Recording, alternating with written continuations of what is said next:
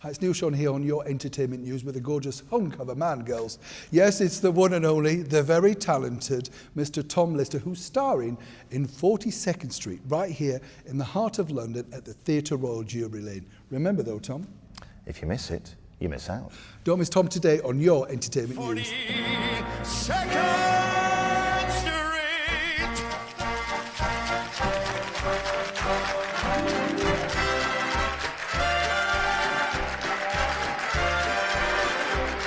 So, Tom, is the next stage an album from you? Because obviously starring in this glittering Western show, some record label is bound to come and sign you up now.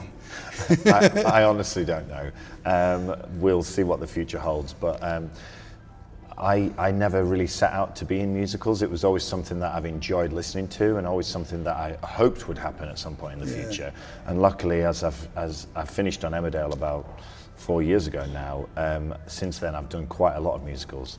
And to be doing this one in London in such a time as this is really special. This theatre, though, as well, is so iconic, isn't it? Now, apparently it's got a lot of ghosts. Have you seen anything yet? No, I haven't seen anything. No, other than some of the actors and actresses without makeup, you know, at the end of the night, which can be a scary sight at times. Didn't like to say, but yes. Now, you touched on Emmerdale. I was looking, and you were, what, there 11 years? No, not quite. How many years? Yeah, so just over 9 years I was there. So it's a long time, though, isn't it? Yeah. Did it feel like that to you, you know, in the period? Because, you know, I remember when your family came in and they were kind of like them. Whoever gets into that home farm, it's a poison chalice, isn't it? I mean, let's be honest. You're going to be killed, maimed, whatever, or turn nutty at some point. When you got the script, did you laugh to yourself? You must have thought, what's he doing now? Well, I was very fortunate, you know, for those 9 years, you know, I was part of some of the biggest storylines that the show had, and our family came in and really settled very quickly and started to kind of be involved in these huge storylines. Funnily enough, one of the guys who was in the show with me, who played my brother Jimmy, Nick Miles, was very close to being killed very early into us being in the show. And funnily enough, we've all gone now and he remains. So yeah, we think that he's made of Teflon and things just don't stick to him. They just fly off. You know, but you say you didn't plan to be in musicals. What was your plan? You know, did you start off acting when you were a child, doing it, or Not at all, anything? no. So how did you fall into this then? So I kind of did a show at school when I was in the sixth form. I've always been quite an extrovert and a bit of a show-off, and helped. yeah. And then they asked the football team to audition for this show that they'd written all around the celebrations of VE Day. It was 50 years since VE Day, so they'd written this show about this football team going out to fight on the Somme and being obliterated. So we all went and auditioned, and I got the lead, and then literally captured the bug right there and then. And then throughout the rest of my A-levels, I was studying English and Shakespeare at the time as well, and it just snowballed.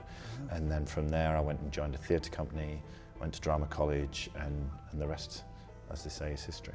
But it's amazing, isn't it? Because as you say, and you know, some actors watching this today might say, I've trained for years, darling, you know, and in a way your path seems quite easy.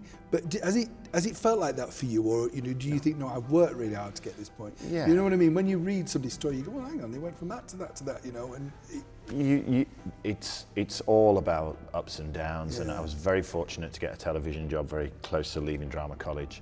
So from that point, you know, I've been able to have these stepping stones to do really great work.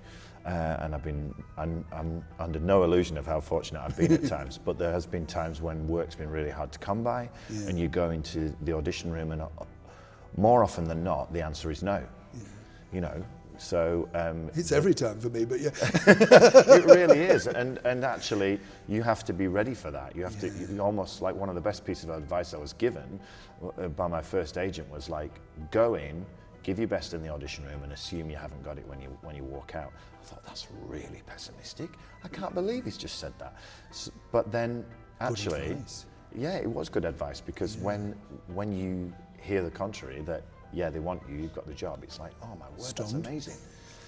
Invariably, when you really want something, Yeah. and you think it's gone the best possible, it just doesn't happen.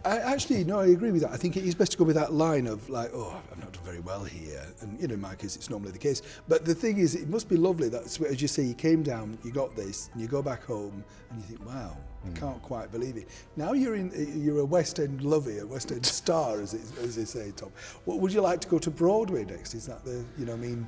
You can dream big, can't absolutely. you? I've got so many dreams and ambitions of things that I still want to do, and I still consider myself young in terms of like my career. So yeah, I mean, I would love to work in America. I'd love to get back into TV and film and drama and different things like that. So hopefully the future is bright.